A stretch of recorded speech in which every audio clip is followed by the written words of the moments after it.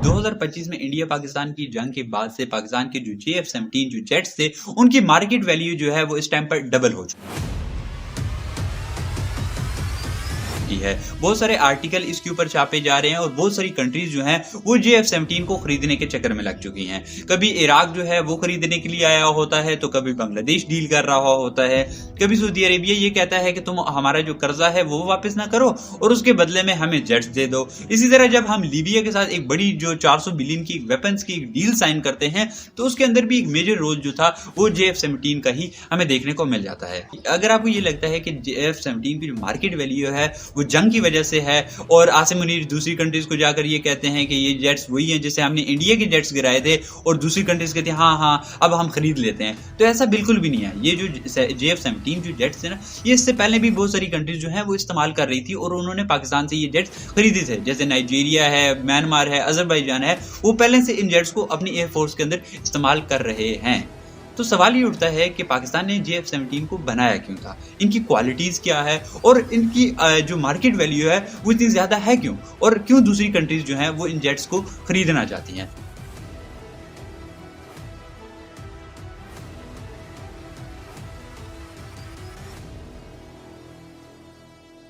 हमारी स्टोरी का स्टार्ट होता है 1971 से, जब इंडिया पाकिस्तान की फौजें आमने सामने थी और ये जंग का वो टाइम था जब इंडिया के पास पूरी एयर सुपीरियरिटी हमें देखने को मिल रही थी। मतलब आसमान की हुकूमत जो थी वो इस टाइम पर पूरी तरह से इंडिया के कंट्रोल में थी और उसकी एक मेन रीजन ये था कि जैसे इंडिया के पास जो जेट्स थे वो अच्छी क्वालिटी के थे, जैसे MiG-21 ये एक हाई क्वालिटी का जो जेट था वो इंडिया के पास मौजूद था, और दूसरी तरफ जो पाकिस्तान के पास जो जेट्स मौजूद थे उसमें सबसे हाई जो फास्टेस्ट जेट था वो था F-104 जो कि जैसे स्टार फाइटर भी कहा जाता है। अब ये जो जेट था हमारे पास तो सबसे फास्टेस्ट था, लेकिन दूसरी तरफ इंडिया के कंपैरिजन में ये कुछ भी नहीं था। लाइक जब एक बड़ा इंसिडेंट पेश आया राजस्थान के सेक्टर के अंदर, जब इंडियन जो जेट था MiG-21 उसके सामने जब हमारा स्टार फाइटर गया तो उसने कुछ देर की डॉग फाइट के अंदर ही उसने हवा के अंदर ही जो पाकिस्तानी जेट था तबाह कर दिया, उसे डिस्ट्रॉय कर दिया गया, जिसकी वजह से पाकिस्तान एयरफोर्स ने अपने जेट्स को ग्राउंड कर दिया और उसके बाद ये कहा गया कि आप MiG-21 को पूरी तरह से अवॉइड कीजिए, जिसकी वजह से ये बात क्लियर हो रही थी कि इंडिया के पास एक एयर सुपीरियरिटी और एयरफोर्स जो है वो काफी ज्यादा स्ट्रांग है।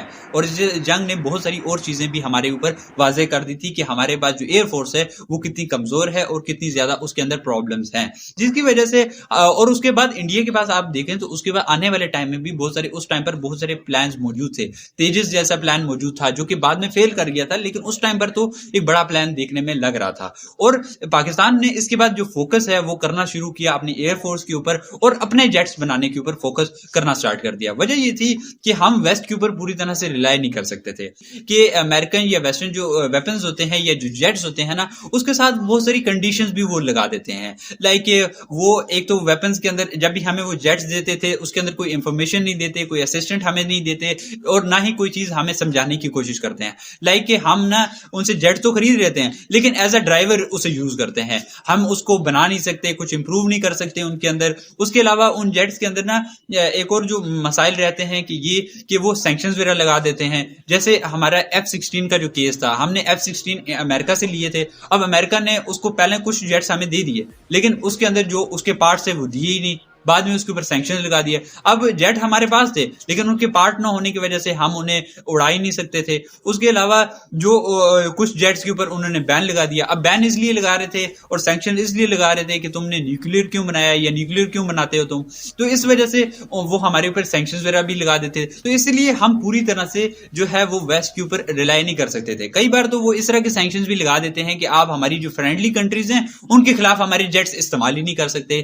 तो इसलिए हम ना पूरी तरह से एक आजादी हासिल करना चाहते थे और अपने जेट्स खुद प्रोड्यूस करना चाहते थे और इसके लिए हमें एक अच्छे पार्टनर की जरूरत थी और वो अच्छा पार्टनर निकल आया चाइना के साथ हमने एक अच्छी डील भी साइन कर ली थी। और चाइना की एक बड़ी अच्छी बात यह है कि चाइना जो बिजनेस करता है ना तो उसके अंदर वो कोई मतलब कंडीशंस नहीं लगाता, वो हमें असिस्टेंट प्रोवाइड करने के लिए भी तैयार था, हमें इंफॉर्मेशन देने के लिए भी तैयार था।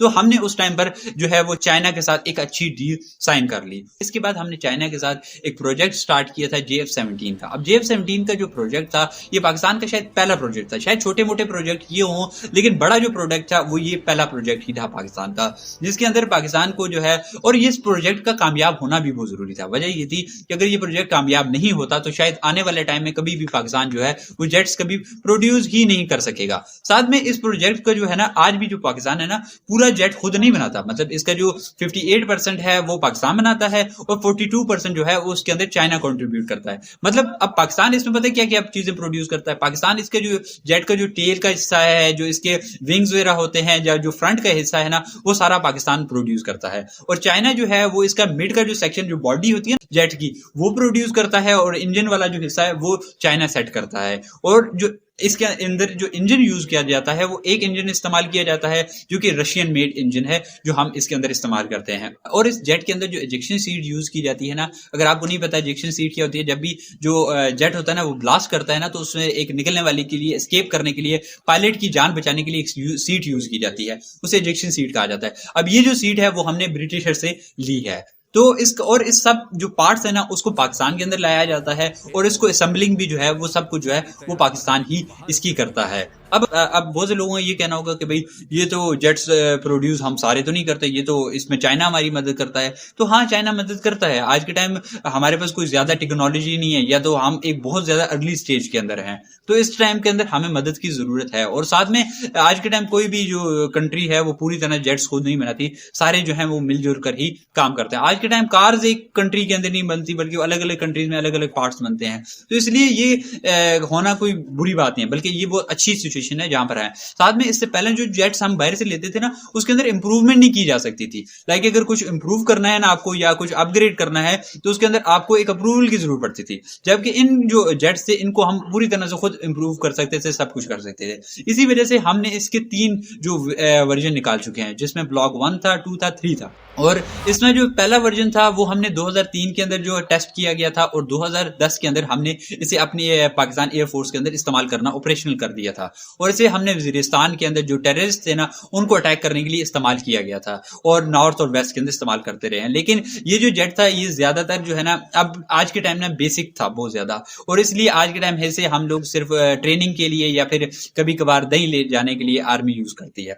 मतलब ज्यादातर इसको ट्रेनिंग के लिए इस्तेमाल किया जाता है। अब ये ज्यादा आगे काम नहीं करता। अब इसके बाद जो दूसरा इसका वर्जन आया है वो ब्लॉक 2 2013 के अंदर हमने बनाया था, जिसे 2016 के अंदर ही हमने ऑपरेशनल कर दिया था, और इसको हमने और ज्यादा अपग्रेड कर दिया था, और इसके भी काफी ज्यादा अच्छी क्वालिटी के अंदर है। और आज के टाइम तो इसे पूरी तरह हम यूज भी करते हैं आर्मी के अंदर। 2019 के अंदर अगर आपको याद हो, जब अभिनंदन को गिराया था, तो वो यही जेट था, इससे ही हमने इस्तेमाल किया था। उसके अलावा हमने इसका जो ब्लॉक 3 वर्जन है जो अभी है और सबसे ज्यादा अपग्रेड वर्जन है, और पहले जो जेट्स हमारे पास थे ना, जो वर्जन आए थे वो 4 जनरेशन के थे। अभी जो जेट आया है ये 4.5 जनरेशन का है, और ये पहले से ज्यादा फास्ट और पहले से ज्यादा अच्छी क्वालिटी का है। और ये जेट हमने 2025 में टेस्ट भी कर लिया है इंडिया के ऊपर, तो इसलिए ये काफी ज्यादा अच्छी क्वालिटी है। साथ में इसकी जो क्वालिटीज है मैं आपको बताऊं, सबसे पहली चीज तो इसके अंदर जो रडार सिस्टम है वो बहुत ज्यादा अपग्रेड कर दिया गया है। पहले जो रडार सिस्टम था वो चीजों को डिटेक्ट कर पाता था सिर्फ 50 से 60 किलोमीटर के दायरे के अंदर, ठीक है। अब जो है ये 100-200 किलोमीटर तक देख सकता है, मल्टीपल जो टारगेट्स डिटेक्ट कर सकता है, मल्टीपल चीजों के अंदर ये काम कर सकता है, जो पहले से बहुत ज्यादा अपग्रेड हो चुका है। उसके अलावा जो हेलमेट इसके अंदर यूज किया जाता है वो सेंसर वाला हेलमेट है, जो पायलट्स अब यूज करते हैं, जिससे जो मतलब क्या है, अब पायलट जो है ना वो उसको जेट जो है ना वो मूव करने की जरूरत नहीं है। वो जिस तरफ देखेगा और देखकर बटन दबा देगा तो उसी तरफ जो है वो मिसाइल फायर हो जाएगा। मतलब अगर आपने कभी टेम्पल रन या गेम खेली हो, या फिर ऐसी गेम्स खेली हो जिसके अंदर जो है मोबाइल के मूव करने से जो अंदर गेम भी मूव कर जाती है, वैसे ही इसके अंदर देखने को सेंसर देखने को मिलता है। जैसे कि कैमरा कभी आप यूज करें तो उसको जिस तरफ मूव करते हैं उसी तरफ जो है वो चला जाता है। कि अब सबसे ज्यादा जो इंपॉर्टेंट है वो इसकी अफोर्डेबिलिटी है। मतलब इतनी कम कीमत में है ये कि इसके जो तीनों वेरिएंट है ना वो तकरीबन $25 मिलियन से $35 मिलियन के करीब बनते हैं, जो कि मतलब आप समझ लें कि 7 से 10 अरब डॉलर के करीब की इसकी कीमत बनती है। जबकि हम अगर इसके कंपैरिजन में देखें F-16 को तो वो इससे डबल बन जाता है, और अगर हम देखें उस राफेल को तो एक राफेल जो है उसके बदले में ये 3 आप जेट्स खरीद सकते हो, 3 JF-17 खरीदे जा सकते हैं एक राफेल की कीमत पर। तो इसलिए ये काफी ज्यादा अफोर्डेबल भी है पाकिस्तान के लिए। उसके अलावा इसकी जो मेंटेनेंस ऑर्स हैं वो भी कम होते हैं। अब मेंटेनेंस ऑर्स ये होते हैं ना कि जब भी जो जेट्स होते हैं ना फ्लाई करने के बाद जब आते हैं ना, जब उनको मेंटेन किया जाता है कि ये दोबारा ऑपरेशनल करने के लिए, दोबारा से उड़ाने के लिए, तो उसका टाइम कितना लगता है उसे मेंटेनेंस ऑर्स और कहा जाता है। अब अगर आपने कभी रेसिंग देखी हो तो जब कार्स जब रेस करके आती हैं और एकदम से वो खोलना शुरू कर देते हैं, टायर चेंज करना शुरू कर देते हैं, इसे कहा जाता है मेंटेनेंस वॉर। कितनी देर में वो उसे ऑपरेशन कर देते हैं और कितनी देर में वो ज्यादा जो है वो उड़ने के लिए फ्लाई करने के लिए रेडी हो जाता है, इसको कहा जाता है मेंटेनेंस वॉर। अब इसीलिए JF-17 के जो मेंटेनेंस वॉर्स हैं वो भी कम है एज कम्पेयर टू F-16 या दूसरे जो जेट्स हैं। तो इसलिए ये काफी ज्यादा इसकी क्वालिटी है। साथ में इसका जो शेप है या डिजाइन है वो इतना फ्लेक्सिबल है कि उसके अंदर मूवमेंट में आसानी होती है।